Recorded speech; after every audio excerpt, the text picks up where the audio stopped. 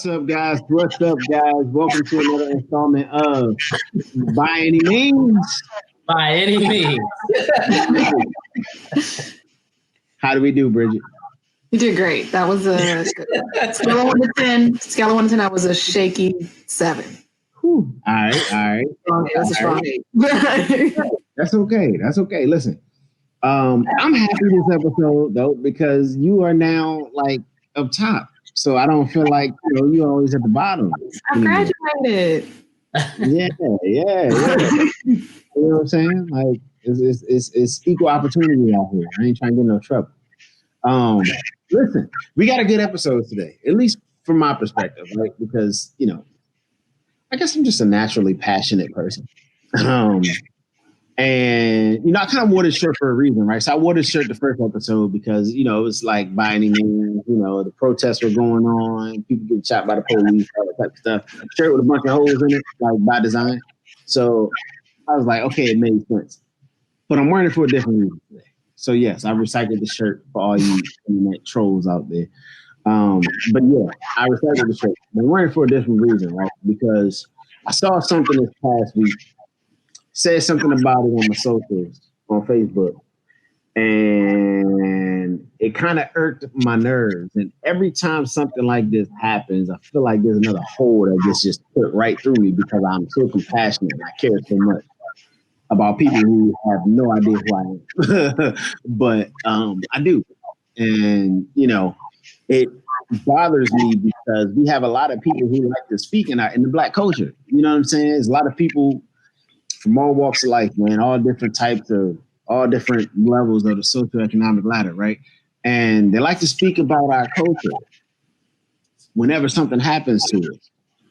But whenever there's something that's indirect that happens to us or doesn't happen to us, or we're not able to take advantage of it, or we don't know about it, whatever the case may be, they're nowhere to be found. And we leave it to people who don't look like us to fight those particular battles.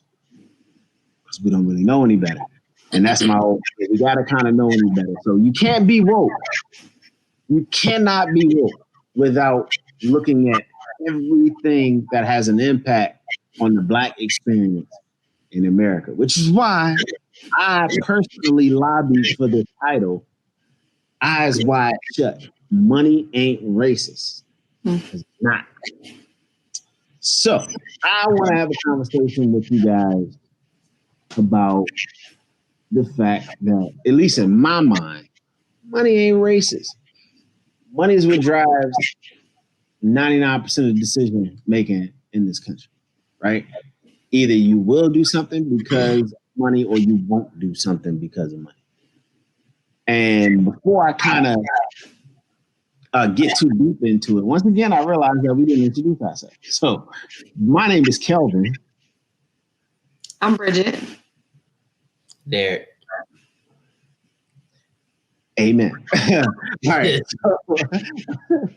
So talk to me about this, guys. All right. So current events. Last Tuesday, matter of fact. Again, I get so passionate about stuff, man, because I feel like when people don't know things, when they don't know no better, they just kind of let things, people will walk all over you if you don't know any better.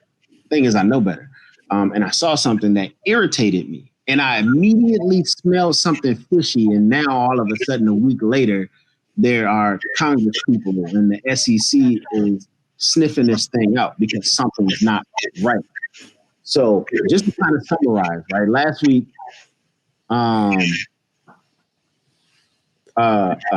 President Trump announced, at least when I found out, which is when probably the majority of America found out, President Trump announced that he was giving a $765 million loan to Kodak, the old film company who's not really doing much of anything nowadays, so that they can become Kodak Pharmaceuticals and produce, generic drug ingredients. On the surface, it sounds innocent, right? Like if we're getting most of our generic drug ingredients from China and India, right? It would make sense to create a company right here in America that is able to produce those chemicals. And Kodak produced chemicals for their film, right? So it kind of makes sense. But when you think about it, how many other different pharmaceutical companies are already producing these ingredients? Number one, how expensive are they to buy on the open market? Number two, and then when you go a little bit deeper and you start looking at exactly what happened with Kodak, the day before the announcement, the price rose 26%. The stock market opens at 9:30 in the morning. By 9:44 in the morning, the stock price had already risen by like 300 or 400%. Already. The CEO of Kodak exercised stock options the day before the announcement. 2 days later, the price went from $2.10 to what, like $41.10. 2 days. An instant billionaire this guy became. Off, not that he wasn't a wealthy person already, but just on stock options. If you got $1 million in stock options on 2 days before, a day before the announcement, then 2 days later, that same stock is worth $1 billion at this point, right? Where are we? How did we not get that information, right? How many African Americans actually looked and found that opportunity to make that money in the stock market, right? How many of us are afraid of the stock market? How many of us don't have the assets in order to take advantage of opportunities like that? And finally, before I really get too deep into it, we got to understand that things like this get set in motion way far in advance, right? And there's another piece to it that I don't even want to get into at this particular point in time, but let's just say that it was a long time coming. So the question becomes, I've been talking for too long now at this point. Where are our African-American hedge fund managers? Where are our African-American wealthy individuals, our investors? Where is, I don't know the dude, so I can't judge him, but Mr. Robert Smith, it kind of feels like it's in your wheelhouse.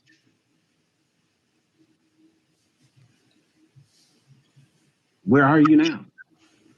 How are you not educating people on how to take advantage of opportunities like this? How are you not?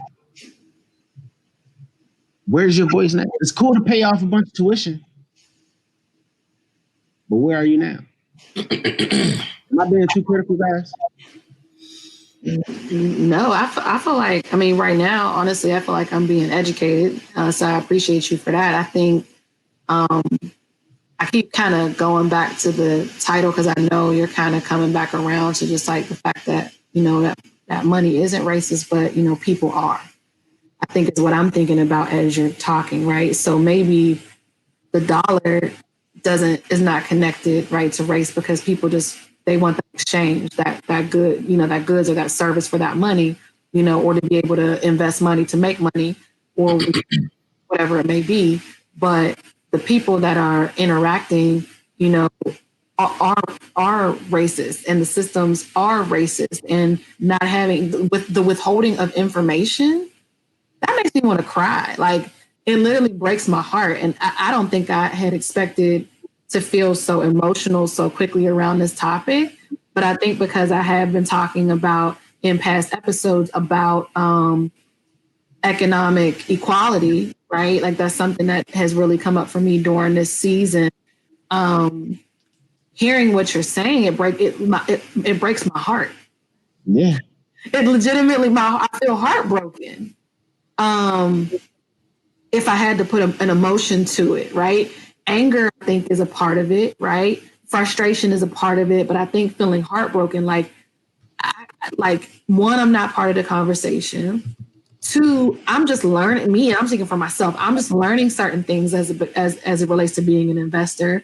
And you know what? I'm going to keep it all the way 100 and be super transparent. My first time investing in the stock market, I have other investments, but was during COVID. Was after George Floyd's murder. because I began to think about the fact that if I'm not exercising these options, right, I'm already, even as someone who is more privileged than many, I'm not saying I don't have, right, but I'm already left behind and left out. So I'm just trying to get in where, on some levels, like get in where I fit in. So, hearing what you just said, I mean, I have so much to say, but I'll stop here at least for now. But I feel angry and I feel heartbroken. Yeah. Yeah. Go ahead, Derek.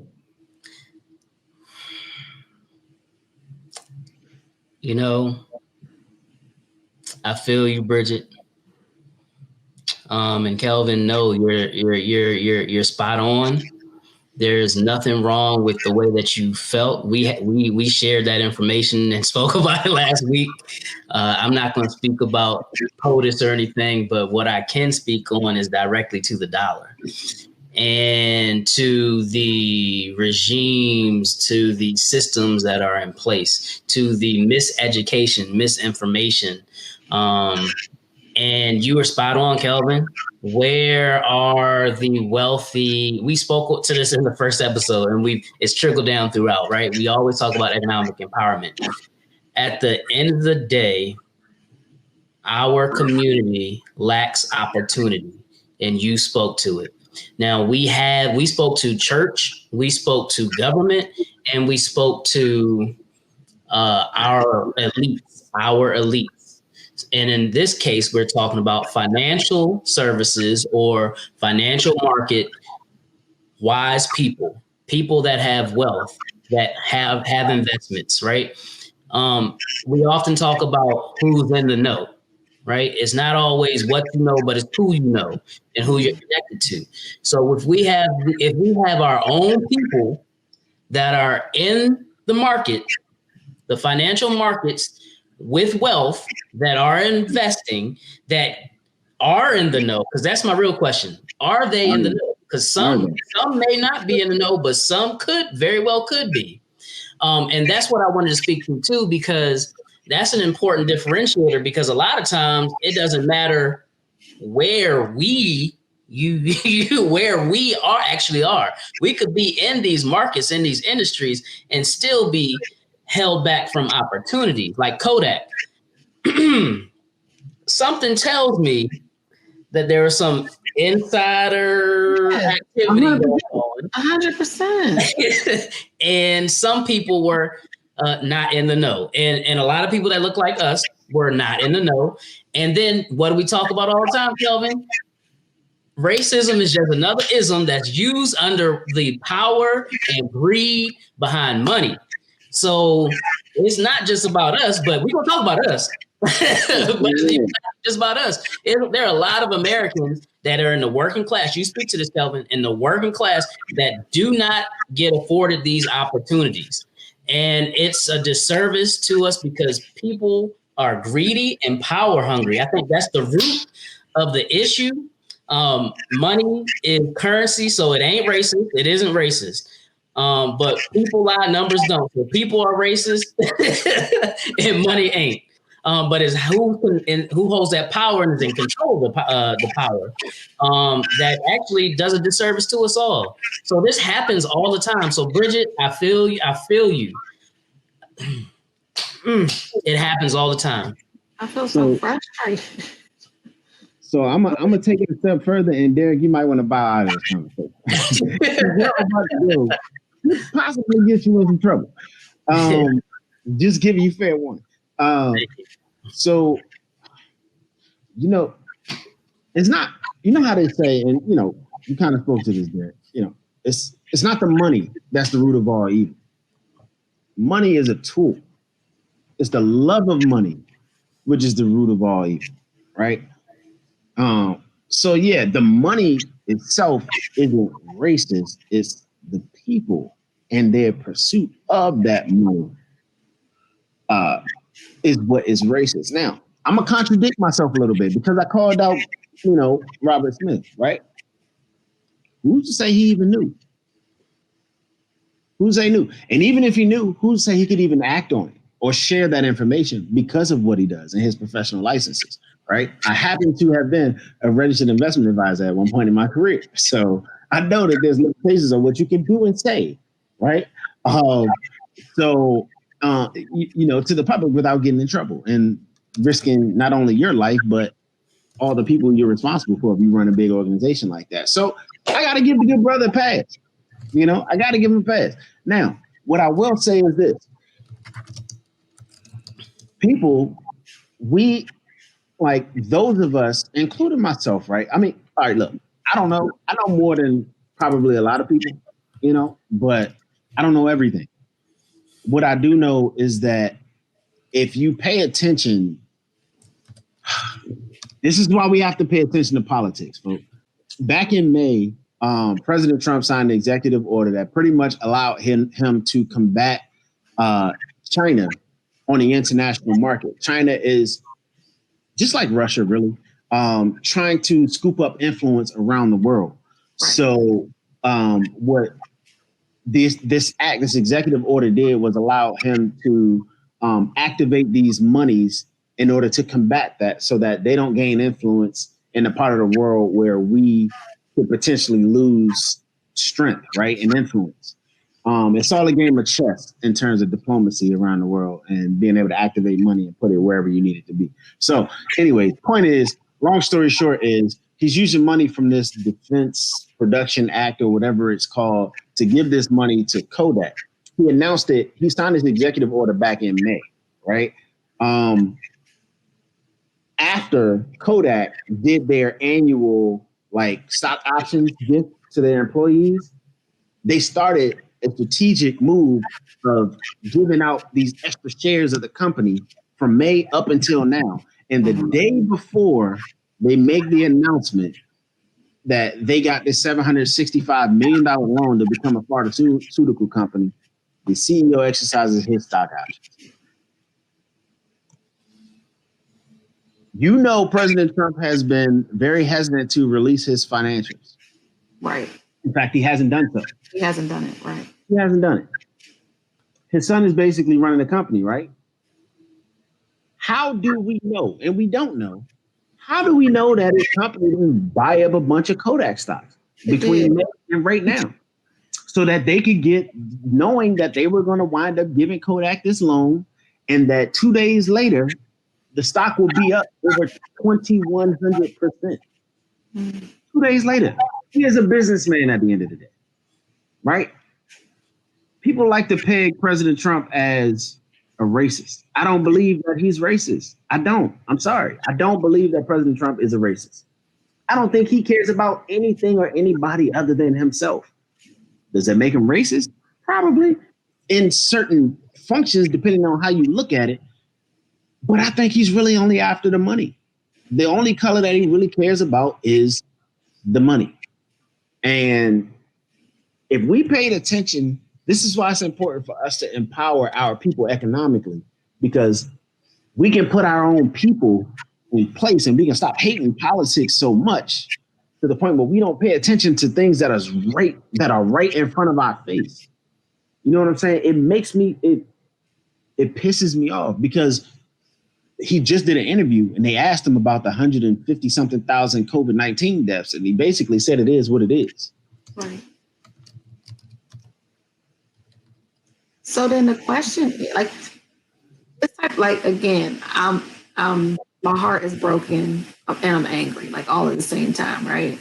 But this always leads me into, well, what do I do? And that's where I get start feeling anxious.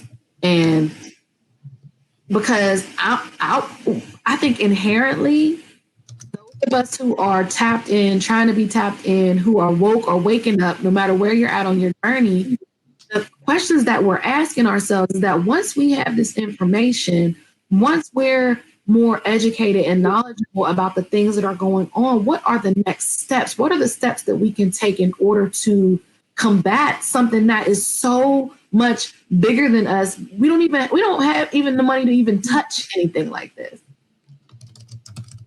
Well, Yeah, for me, that's a great question. And I think that's part of the reason why we started this podcast, so we can try to brainstorm some type of solution, right? Some practical solutions to these monumental problems that we face.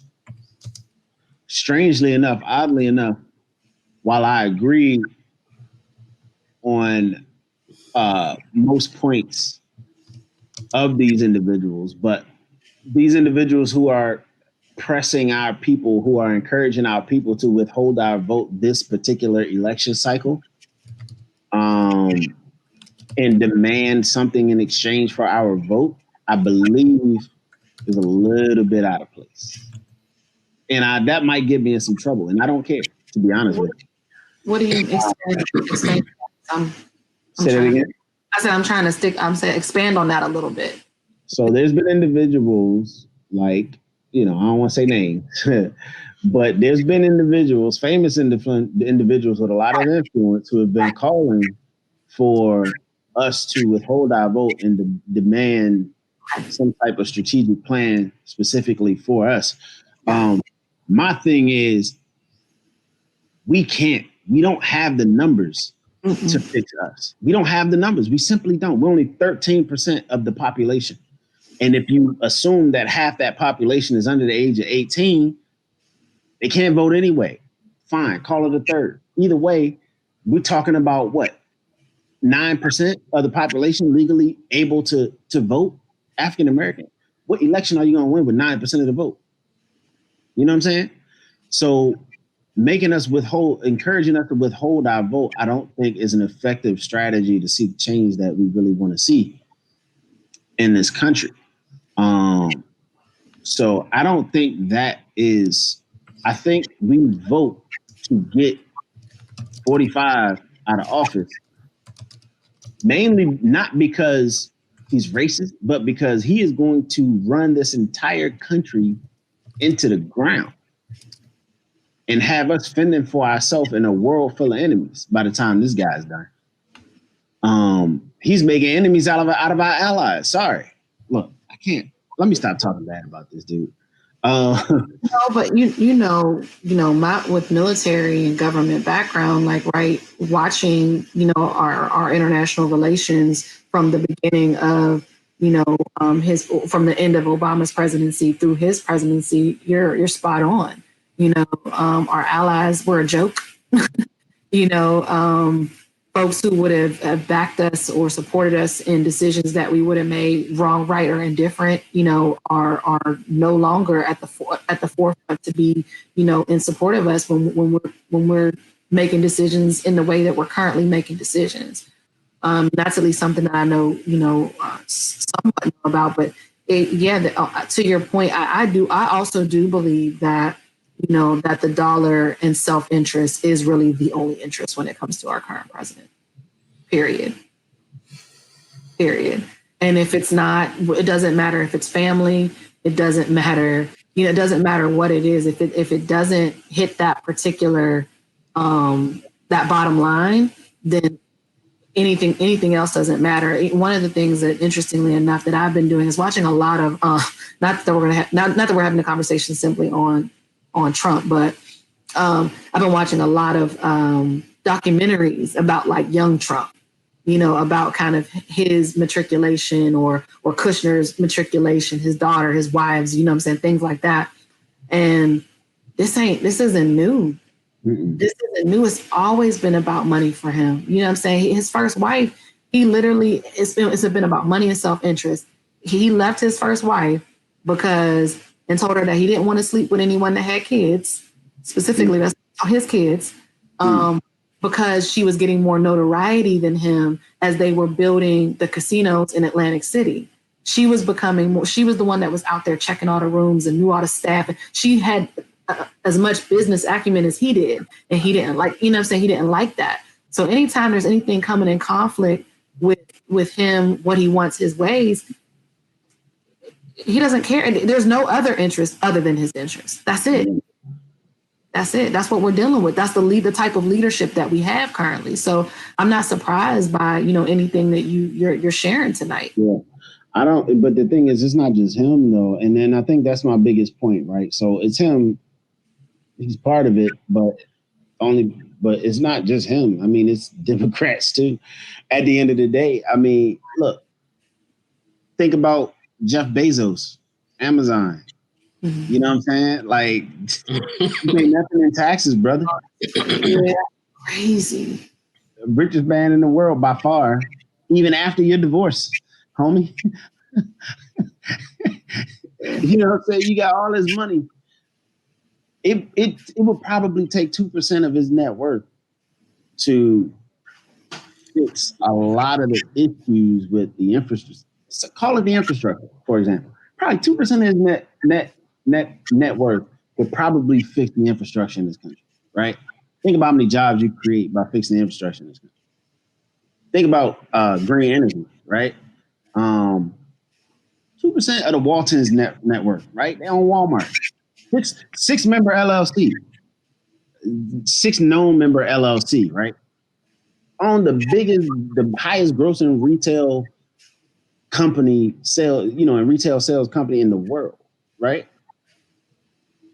Come on, man. 2-3% of your net worth, and you fixing all kinds of issues in this country. But his wife can donate $160 million to HBCUs. Ex-wife, I'm sorry. You know what I'm saying?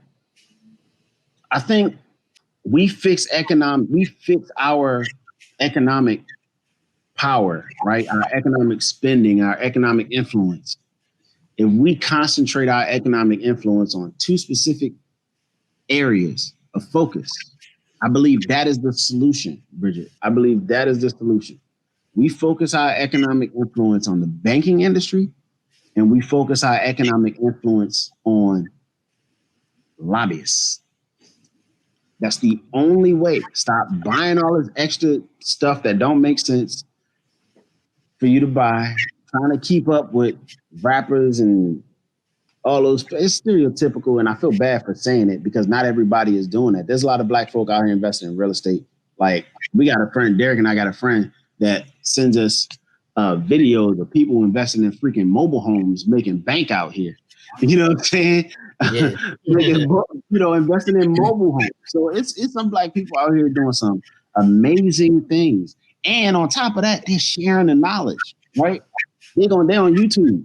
They got whole YouTube channels and podcasts trying to get people to plug. I mean, the keys. You know what I'm saying? So there's some Black people out here doing some amazing things. But they're fighting an uphill battle because the 2 biggest places where everything that we're trying to accomplish can get halted is in Washington, on Capitol Hill, and in the banking industry. If we don't have access to capital, how are we going to grow ever? Maybe that's why on these domestic shores, reparations were never actually distributed. And what I mean by that, and Kelvin, I know back to the first episode, you essentially stated, at first, like, I'm not a fan of reparations because we don't have the infrastructure in place, meaning we, our community, our direct community. And that was a true statement. We don't have the appropriate infrastructure or knowledge base to be able to take in those funds and invest them and use them appropriately so that it will be passed down generationally. However, we do have some people in our own community and otherwise that do have this information, that can share this information, and that are sharing this information, to your point. Now, let me swing it here. I wanted to go back to some of the points that you made, Kelvin, and some things I won't really rebut or speak to, right? But so back to investment, like when we were talking about Kodak, right? So another thing or reason, like you kind of spoke to this when you're talking about Robert Smith. Could he invest, or did he know? Could he invest? Then could he share that information? And that spoke to me about independence, because in my line of work, whether I was on the private side or the public side, especially once you reach certain levels, you have to communicate your investments, so there's no conflict of interest. So that's their independence laws, right? So there are some independence concerns. Independence concerns meaning, you know, some investments folks can't participate in due to business or financial conflicts of interest. So that's something there too. Then look. Representation matters. Like we talked about this too, in terms of we can't have everybody just being an entrepreneur, right? There's no value in that. I mean, if you want to, and if it's your calling, go into that, right? However, we need people that aren't entrepreneurs that are working in different places, like whether you're working in government, whether you're working in politics, whether you're working in law enforcement, the legal system, education, community organization, like it spans across the industry, right? So we need representation at those levels because that gives access. It's who you know. Life is not just about what you know, but who you know. So people in our own community, we need people to be represented everywhere. So representation matters. Then Bridget, and to the conversation that you all were having about what's next, what do we do? Kelvin, I know you have, strategic planning and plan of action, right? Now, one would say, do we all need to come on one accord as a Black group? I don't think that's possible. So, but let me tell you what is possible. Plan strategically, doing our research, understanding an agenda. There's Killer Mike. There's other people. There's you and me, Kelvin. There's Bridget. There's so many astute, knowledgeable, experienced in life. Because at the end of the day, it ain't even about, you got your law degree and whatnot. That helps. But it's about living through your daily life and paying attention and then having that experience, because that matters too. Because we see what's happening. People that have been in power are so disconnected to regular everyday life that they don't care, and they make decisions that benefit them but don't benefit the masses. So it's not even about that. Sometimes it can be a threat to them that we have experienced so much, because now we know that it's not just about ourselves. It's not about 1%. It's about everybody. So we can make some real change, but we need that representation to get on the floor at the excuse me, I bit my tongue, at the table. We need to get at the table. And it's something about getting at the table, because as I've risen through this career, once I got to the table, I'm not going to cry.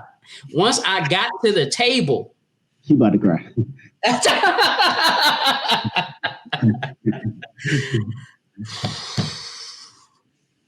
Once I got to the table,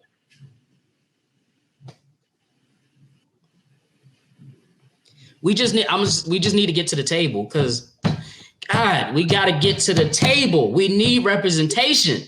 I'm not going to say what I see at the table, but God, we need to be at the table. So representation matters in all places. And then, well, what's next? Pay attention, literally pay attention. Like, it's happening all around us, in front of our face all the time. Pay attention.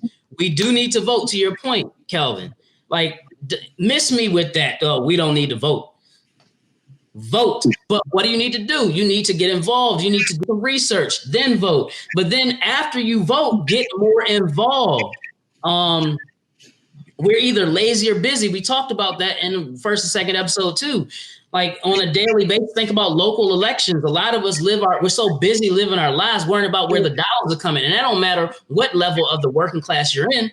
Like, you can be broke or you can be at the upper middle class level. You still worrying about where your dollars coming from. So you busy in commute, busy with your children, busy with work, busy volunteering, doing whatever you're doing, trying to be a good person and citizen. So you're so busy, but then you're also lazy, because we don't do that extra step of research that we can do. But there's also a transition and change of transparency that needs to happen in terms of the local government too, and state and federal. But pay attention, vote, get involved, enforce accountability. That only can happen when you're getting involved after you vote. And then be the change. We talk about that, be the change. And then, Kelvin, you hit on this. And I'm going to say it just like this. We need to stop asking for their freaking agenda. Who cares about their agenda? We can thrive no matter whether they shitting on us or not. I'm just gonna say it. We can make things happen, no matter what.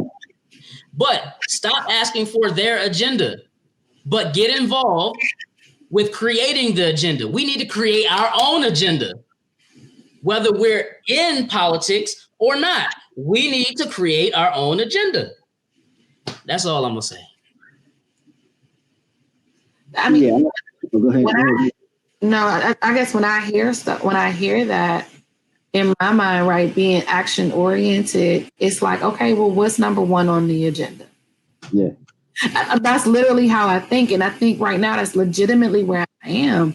Like, what's number one? What's number two? What's A?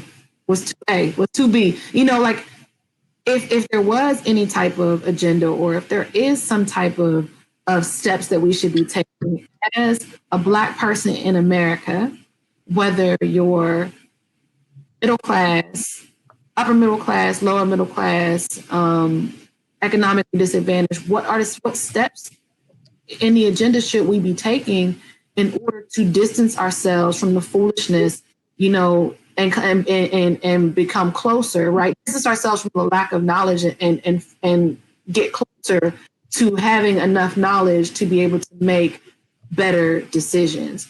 I talked to my girlfriend today about some ideas that I have just moving forward. And one of the things she said, and I'm going to mess it up, but I think the gist of what she was saying is that we're not yet at a place as Black people in our ownership journey to totally disassociate ourselves from the machine, right? We can't just go off and do our own thing 1,000% yet. Why? Because somewhere in the supply chain of whatever it is that we're trying to disconnect from, white folks, you know, are still there, right? Or you know, they're still so it's difficult wholesale to just say, well, we're going to do all things Black and just stop, because somewhere in that chain, you know, that we're a system, we rely on other people, right? Or we have been set to rely on other people in these instances. So what that got me to thinking about is, you know, what are the areas that we can slowly begin to matriculate and grow into owning our own, right? And I think you were talking about the banking industry. There's other things that I'm talking about, you know, as well, you know, within my line of work. And I know Derek has things that he is also interested in. So for me, and because I'm a leadership person and I always go to soft skills first and personal stuff first, like to me, it's like releasing fear, you know, and releasing doubt and fear, or saying that, no, even if I'm afraid and I have doubt, I'm going to do it anyway. The reality of it is that within our gifts, our giftings, and what we have really to literally give to the world to solve a problem, you know, we're at a place that we can't hold back anymore. We have to maximize. We have to figure out how to maximize, you know, anyway. But just as you were talking, it just makes me think about, well, thinking about that agenda, thinking about, like, I'm literally visualizing an agenda and thinking about, okay, well, what's number one on the agenda? What do we do first? Honestly, you know, and I'm hesitant to announce what I'm trying to do right now, but I honestly feel like what I'm doing is step one, because at the end of the day, what it all boils down to is, you know, again, having access to capital and being able to put yourself in a situation where you don't have to worry about whether or not you're going to have food on your plate or clothes on your back or a roof over your head. You know, I just don't know if it's the right time to announce it. However, yeah, the step one, in my opinion, is to fix our personal finances as a community. And within the next few weeks, by the end of August, I'll be ready to announce. And you know, I think, Bridget, is something that you really appreciate. You know what I'm saying? I'm just sick and tired of being sick and tired, man. It's cliche to say that, but I know that no matter what we do, to have somebody take a portion of it who's really not doing anything other than giving you capital is a problem for me. And I'm gonna let a little bit of the cat out the bag because I feel like the energy of the world is pulling it out of me right now.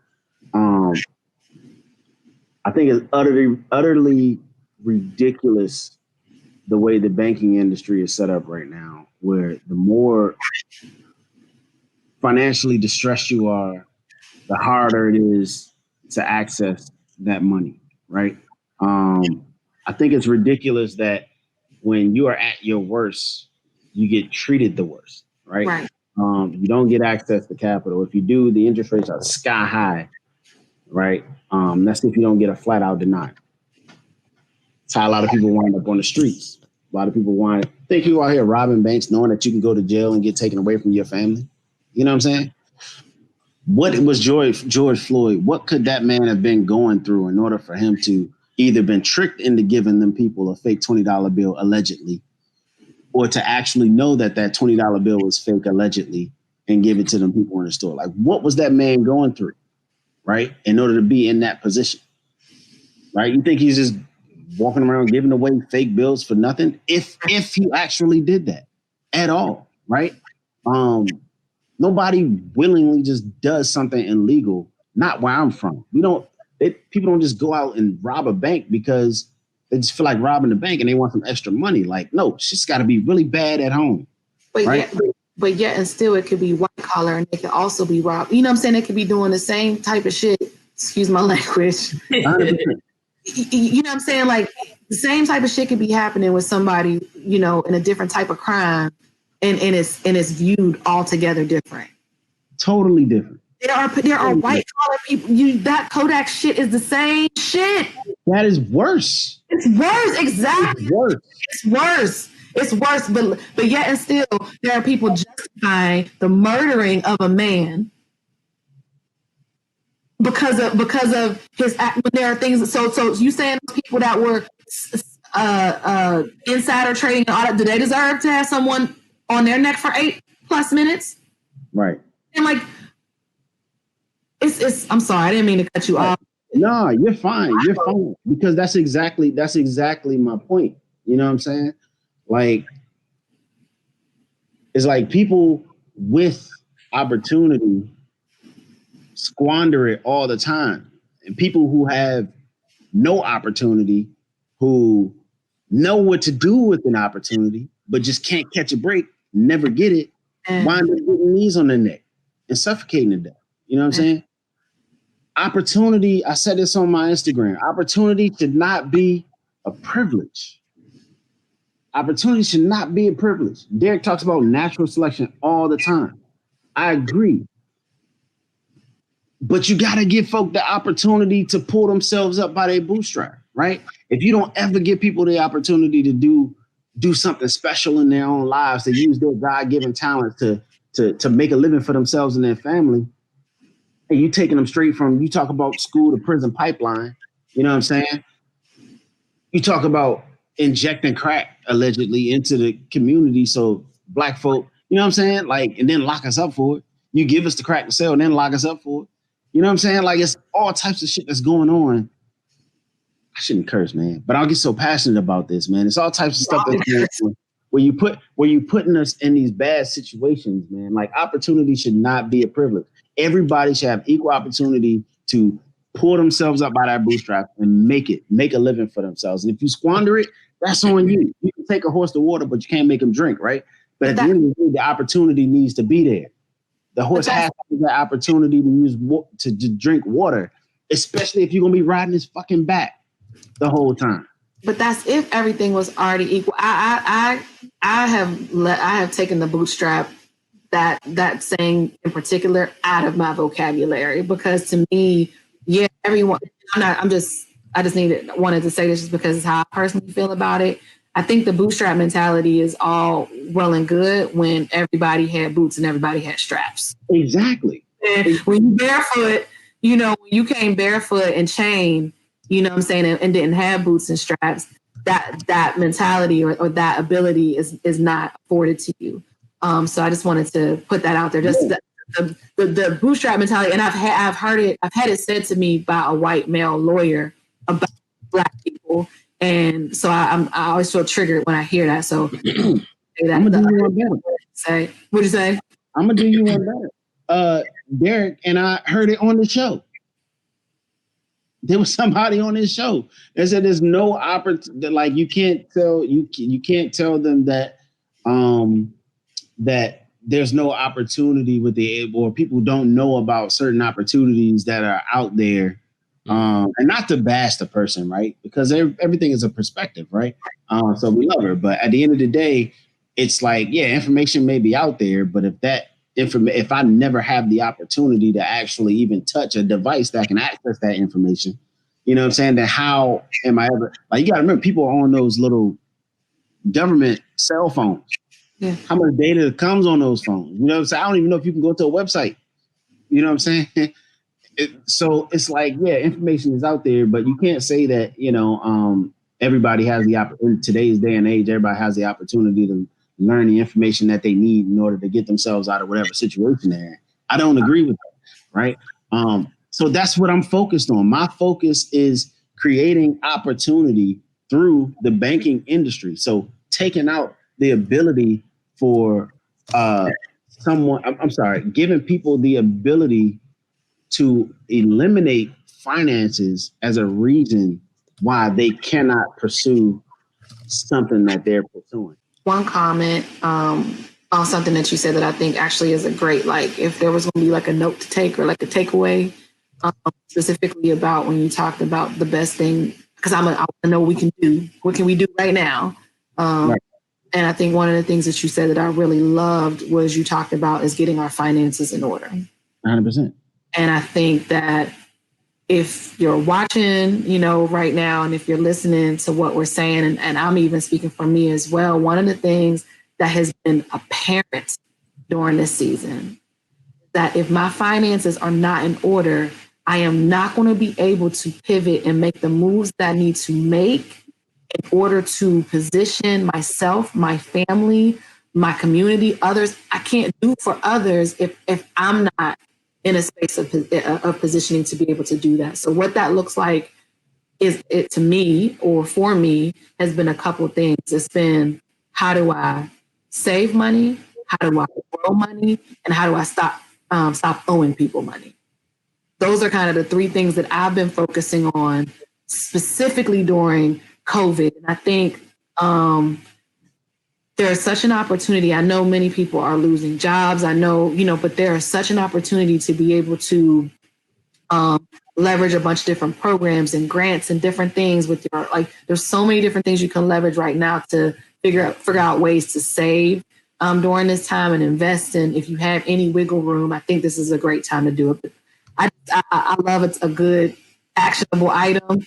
And I think working on getting our financial house in order so we can begin in those spaces is a great place to go. But Derek, I know you probably have. I'm sorry, I've been doing No. Look, we don't need to divulge how we may have pivoted and pushed forward with this particular topic today. So I'll dance around that. But that being said, once again, this has been beautiful. No matter what people think, I'm all 100% in on By Any Means the podcast, because this is about being the change and sharing knowledge, sharing information. So the content is beautiful. The content is beautiful. You all are beautiful. And my fellow hosts, you all are beautiful. But then also our viewers, you are beautiful. You are king. Black is king. No. But, Bridget, you just talked about. So I've dealt with a financial advisor for the last decade, and it's greatly impacted my life. Right. It's afforded me opportunities to understand things financially that I didn't understand before. That actually bodes well for me to work well with Kelvin, because Kelvin has a financial market and background, right? So even though I might have a corporate experience, outside of that, I've been working with financial advisors to learn about financial services and stuff like that and what I can do with my money. So in terms of investment options and financial services or financial advisory, right? Bridget, you're spot on. What's your income? What are your income streams? How can you invest or grow that money? Then how can you reduce your debt? So to me, all that means, there's a debt to income ratio and all that, but all that means is, D&C, debt elimination and cash flow. And we need to get our people on board with that, to understand that and how that works. Now, I know actually a lot of us do, but it might just be through illegal money, which is why we need other opportunities. Like Kelvin, you hit the nail on the head. Like if you putting guns in our streets, if you're not fixing our infrastructure with lead pipes and water, if you're defunding our education, if you are literally pillaging, raping your own citizens in America, what do you think's going to happen? People are going to snap. And then you want to talk about law and order. I'm sorry. I'm over here yelling. Like, I'm sorry. Like, I got concerns. I can't speak about the government, but I got concerns as a citizen in this nation. And I'm passionate about fixing it. But yeah, debt elimination, cash flow, we need that. It's funny because I wanted to speak to two things: agenda, but then also the most recent conversation. And one part is, I really feel like, Kelvin, to piggyback off of what you said and the conversation that Bridget and Kelvin, you and Kelvin were having, is I think also how powers that be lend certain people to certain environments and expect them to pick themselves up from their own bootstraps. It's a real problem, because think about those of us that have made it from out of that. I'll even include Candace Owens, or Owen, whatever her name is. I'm gonna pray for her. I'm gonna pray for her tonight. And I really just wanted to dismiss her, and I have, but I'm gonna pray for her tonight, because she is us. No matter what, she's still us. And I know that she had her legal case a long time ago where she used the NAACP to get some money because of racism. And then she's doing whatever she's doing now to get some money in her pocket against us. So that being said, it's funny. Look at us that have pulled ourselves out of those situations, because we may have been connected to one or many people that have just been under the table, giving us a little opportunity. Or we latched on to something ourselves. Okay, but stop using those of us that make it out of poverty and hellish conditions as a scapegoat. Don't dangle me, Bridget, Kelvin, anybody that has gone to college, that has gone to the military, that has started a business and done well, that has went into sports and entertainment. Do not stop dangling us as pawns, saying, oh, you can make it. They made it. Don't do that. Stop doing that. And don't say that I'm different or we're different and I or we made it, so everyone else should. That's BS. Put us, Black and other disenfranchised people, put us on a level playing field. Same opportunities, same access. Let the chips fall where they may, and then you'll see. But you know what? They don't want to do that. You can't tell me that it ain't nothing but God that gets me. I'm sorry. Like, Bridget, you kicked it off talking about being emotional.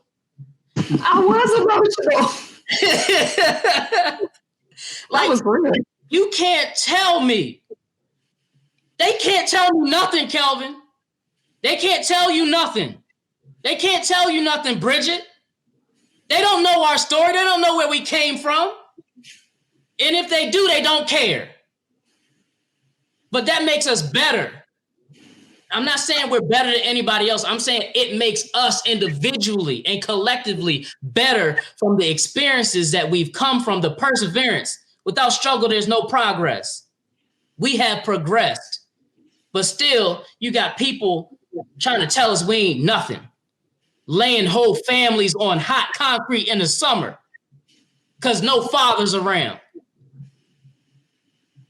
You can't tell me we're not qualified. This is why I said the other day, you can't, once I got my own confidence as a human being, not just a black human, but a black human and a human being, you don't validate me. God validates me and I validate myself because I know I'm worth it. And that's what I want my people to know, that you are worth it. Yeah, man, but let's keep it going. But I wanted to talk about agenda too, though. Nah, we can circle back to it, because, you guys touched on something, making sure we get our personal budget and finances in order. It sounds easy enough, but it's tough. Man. The way you turn it, you know what I'm saying? Like, I think about, Derek got in trouble for this early on. But you talk about a single mother trying to raise a son or daughter. Right? Remember that? But no, you think about any type of single parent trying to raise kids, or, maybe it's both parents in the household, but they only got high school educations, or, it could be any number of things, right? Maybe they're living with a disability. Maybe they're dyslexic. It's never diagnosed because, Black people in healthcare don't necessarily, it's almost like oil and water sometimes, especially in the hood where I come from. So, whatever the situation may be, it's kind of hard to get yourself out of a bad financial situation if you don't have enough money to save. You can't, every time you save $50, $100, little Leroy or something, break his arm or something, then you got a hospital bill you got to pay. You know what I'm saying? Yeah. Or tire butt. Now you got to get a new tire. Tires cost $200-$300 nowadays. You know what I'm saying? So, it's hard to kind of save money. How do you do that in today's society, especially living in some place like the DMV, where it's pretty much cheaper to rent than it is to own a home? You got impossible. And wages haven't gone up. Minimum wage is still what? $7.25 nationally. You know what I'm saying? Wages haven't gone up, but it's the cost of living has. In my mind, right, you have to rewire how your relationship with money and how you relate to money, number one. Number two, you have to be willing, not to quote Dave Ramsey, but he says, maybe it's not him, but basically you got to live like no one else so you can live like no one else, or you got to do something you've never done to get what you never had, right? Any of those types of sayings. So the difference between even a low income family or folks on minimum wage, a group of families coming together and trying to make something shake, right? It could create a space where folks have more of the latitude and the ability to save, right? So until we get to a place where we get our reparations, if that ever happens, I hope we do get them with maybe some training or some, some things in place if we do get it, but I still hope we do get it. But I still have to say, like, the collective economics is a place, I think, as a people, if you think about us being of African descent and seeing even that, in Africa and in other countries or whatever, there's ways in spaces where you don't have a lot to still be able to take care of one another as you build, right? That's where community comes in. And so I think that if we begin to rewire our minds and think a lot differently about what does wealth mean? What does prosperity mean? What does financial freedom mean? It may not mean exactly the same thing for a middle class family that it means for, someone who's working who's making minimum wage or has a few jobs, or it may be different, but that doesn't mean we don't need to define it, right? We're letting pop culture define what those things are, when in reality, our community is our community. The people that we live next to are the people that we live next to. Like, I'll even speak to small things like my community here. It's a mixed community. There's all different types of people here. But there was one day I was talking to a neighbor just about the fact that I was tired and not feeling well. Y'all know I've been dealing with some health stuff, right? And I'm in school, I'm working, I'm doing a podcast, I'm doing a lot. And my neighbor was just like, well, I'm going to bring you over dinner. I'm not going to turn down free, you know what I'm saying? And these are in their house all the time, or, our kids play together. But outside of that, the other day I was outside and my neighbor was like, you all right? I'm going to bring you a cup of coffee. Those are the same things in our communities that we can do with each other when it comes to money. 100%. Like, yes, there's a level of trust, there's a level, but we can grow to those types of things where you can go to a neighbor and say, hey, neighbor, I'm having some issues with this. Is there something that we can do? I got a bill. But we don't have those types of transparent conversations with each other. So I started to say that maybe we need to rewire what wealth, prosperity, financial freedom, what all that looks like based off of our situation as we build. And I literally just thought of that right now, but it sounds to me really feasible and something that could actually happen. Yeah, it's happening. It's happening. And Bridget, I apologize if it sounds like an inside joke, but it's definitely happening. Everything that you spoke about right now, one of the things that Derek and I spoke about a few episodes ago was the fact that the world is too big nowadays and how we need to shrink it back to, community, that whole village feel where village, yeah. It's going to take some innovation in the private sector.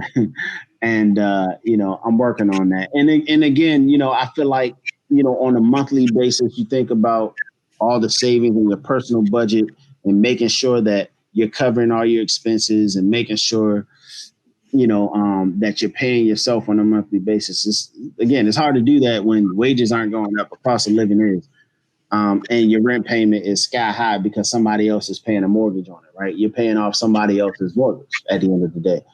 So it's going to take some innovation. And again, I'm working on that. And I feel like if the FHA, if you do research on the FHA and how they started and who they gave money to, you'll see what I'm talking about. There's a way to leverage the financial powerhouse that is commercial real estate to bring economic opportunity, not even equality, right? We're not trying to say everybody deserves the same amount of money, but economic opportunity can be in the hands of so many people in this country, not just Black folk, though, because at the end of the day, race, again, is a tool that's being used by those in power. One of the tools that they're using to divide us and keep us distracted from what they ultimately want to do, which is maintain power and make all the money. So that's what I personally believe. And I believe the quickest way to kind of counter that is to put money in the hands of individuals who are economically disadvantaged, no matter what skin tone they are, no matter what their age, sex, sexual preference, you know what I'm saying? Like any of that type of stuff. So that's the type of innovation that's going to take to change the landscape. And it's going to take a community effort. But again, we are only 13% of the population. So it's going to take more than just us. You see what I'm saying? So I'm all about Black folk, and keep in mind everything that I'm trying to do, or everything that I'm going to do. My people will be the biggest beneficiaries just because of the way that the statistics line up. So, I know people hate saying the rising tide raises all the ships, or however that saying goes, but in this case, it truly is. If you think about the people who are most affected by the industries that I will kind of take on. Anyways, I feel like I've gotten a little bit too deep into what I'm doing right now. Yeah, well, yeah. Maybe about that, but no, it's spot on though, because of how it will be impactful to those that are disenfranchised, and which includes, unfortunately, our own people too. But it's really critical that people latch on and understand that, because history does matter. You see how in the educational system they're not teaching us everything, and they water down history. But one that doesn't know his history or her history will be potentially doomed to repeat it. So it's important, especially as we talk about finances, that we understand how this country corporation was built and has been sustaining. So it's been built and sustained on the backs of some people. I don't need to say who, or maybe I do, because some people are just. But I don't want to get myself in trouble. Kelvin said I'm the one that gets in trouble. So look, but think about it. I'm gonna go down this lane and bring us right back to the conversation that we're having. So Kelvin, that's why. Okay, I agree, because innovation does need to happen, because we cannot wait for the government. The government is a part of the system.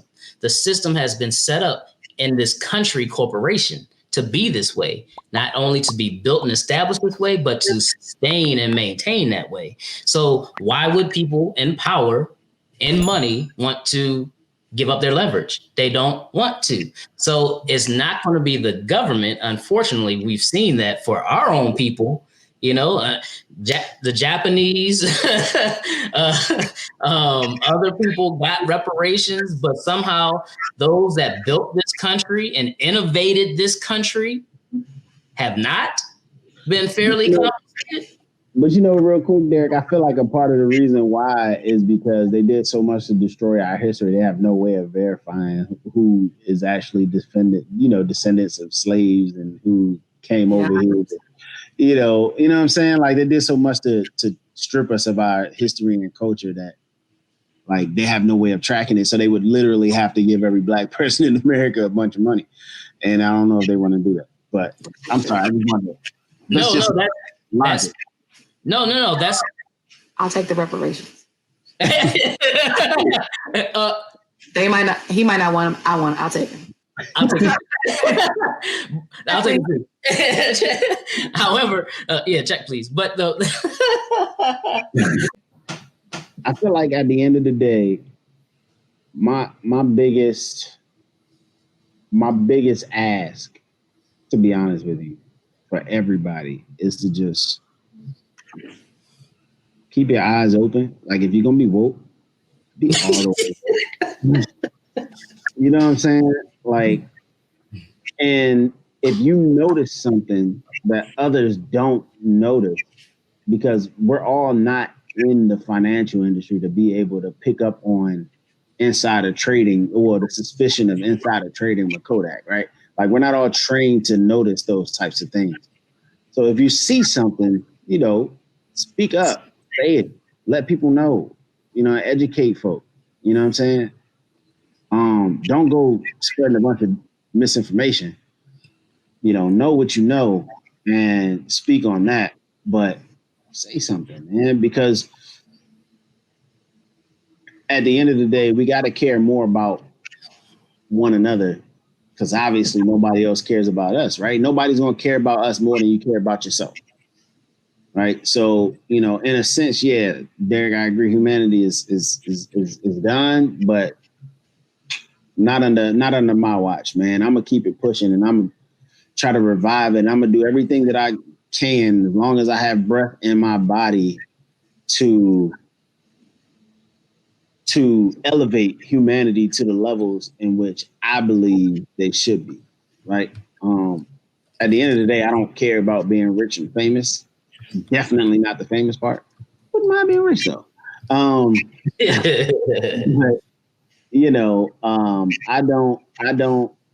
I really don't want to go another day on this planet without trying to elevate people in general to care deeply about one another, because to have somebody leading the free world who can sit there and basically say 50 plus thousand lives being lost due to incompetence, it just is what it is. To have somebody say that and they're the leader of the free world, I think is ridiculous. And I'm not going to stand for it. I'm going to do every single thing in my power to change that, starting with the pockets of every poor person. I don't even say poor. I should say anybody in the working class in America. Starting with the pockets of anybody in the working class in America, I'm literally going to do something to change their financial lives. That is my ultimate goal. And that's what I'm going to accomplish. Bridget, talk about steps and agendas. I think that's step one, because the minute we fix our pockets, we can then turn to seek equal representation, right? And we can get rid of some of that red tape that Derek talked about, and create opportunities for one another. So, yeah, be woke, have your eyes open, but don't be so emotional to what you're seeing that you're not reading in between the lines and understanding that mainstream media has an agenda too. Because 9 times out of 10, the owners of the daggone media companies got stock in Kodak as well, if I'm just being honest. So yeah, like, be woke, understand that, racism, money is not racist. That's the whole point. Money is not racist. Money ain't racist. The whole point in saying that is that they really only care about the money. They don't care about what your skin tone is. It's only a tool to keep you divided and distracted so that you don't realize that the money is what they're after. They wonder why they keep kicking Bernie Sanders out, right? Because he specifically threatens the financial structure in America. He is a threat to them. So is Elizabeth Warren. We just don't really know it. But they don't want her in office either. Not even them. So that lets you know right there, combined with the Kodak issue, which is the most recent piece of evidence that shows you that the money is all they really care about, not even your life, right? I've been talking too long. I'm gonna just leave it at that, right? Money ain't racist. Keep your eyes wide open and listen to understand, and not just to prove your own point and to respond, like Derek says all the time. Final thoughts, because we've been talking. I'm passionate. I'm still a little upset. I ain't gonna lie. I'm still pretty upset, and I'm even more motivated to do what I got to do. But I'm so upset at the complete disregard for human life. But I just want to get final thoughts, guys, on Eyes Wide Shut. Money ain't racist. What do you think? I'll go. I'm just going to bring it back to, personal, local, and immediate steps that I think people can take. And to me, it's, as far as getting your personal finances in order, trying to maximize the situation that's currently happening as much as possible, by, working on getting rid of debt, right? Eliminating debt, or figuring out the balance, right? Your percentages, making sure that it's working for you. Figuring out where you can invest, even if it's something small, starting that journey of learning and watching YouTube videos and reading something, every day or every few days around finances and financial freedom. And I forget what the third thing that I said was. But really it's just figuring out, some really basic baseline steps to get your finances in order. And in my opinion, as we do that, as we get to a space where we're more financially stable, we then become more financially free. And to me, in today's society, taking those shackles off looks like literally doing it from an economic perspective. So that's kind of my final thoughts is how do we take those shackles off financially and economically? Take the shackles off so I can dance.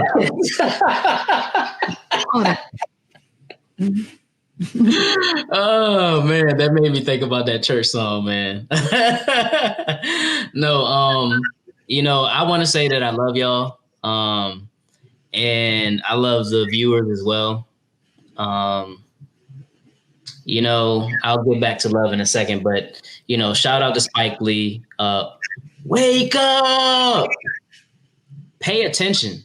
It's funny we talk about reparations, but essentially, as I've alluded to, this country being a corporation, right? Well, reparations could essentially equal equity. So, and it's funny, Kelvin, you brought up, some people like Warren and Sanders, because they understand what's been done, and they're trying to present equity or provide equity in other ways, right? So it's important. We got to wake up and pay attention. If you want to be somebody, if you want to go somewhere, you better wake up and pay attention. Sister Act 2.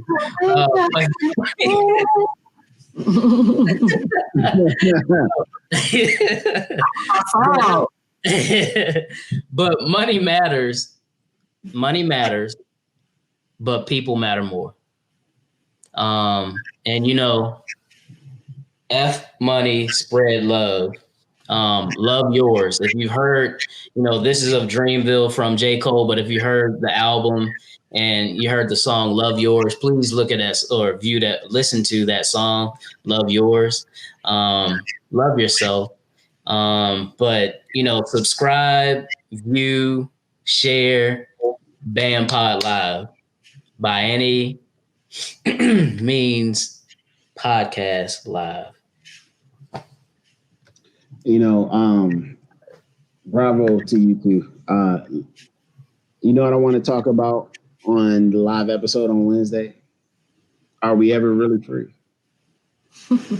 Even when we get our finances in order, are we ever really free if we still got to work to pay the bills? I think it just depends on how you view freedom. But that would be a good topic. Talk about it. Yep. Let's talk about it on live on Wednesday. Awesome. Well, listen, thanks, guys. Thanks to our beautiful audience for listening. We appreciate you. Thank you, Bridget, Queen B. Thank you, Derek. I'm not going to say Queen, because that's a little bit strange.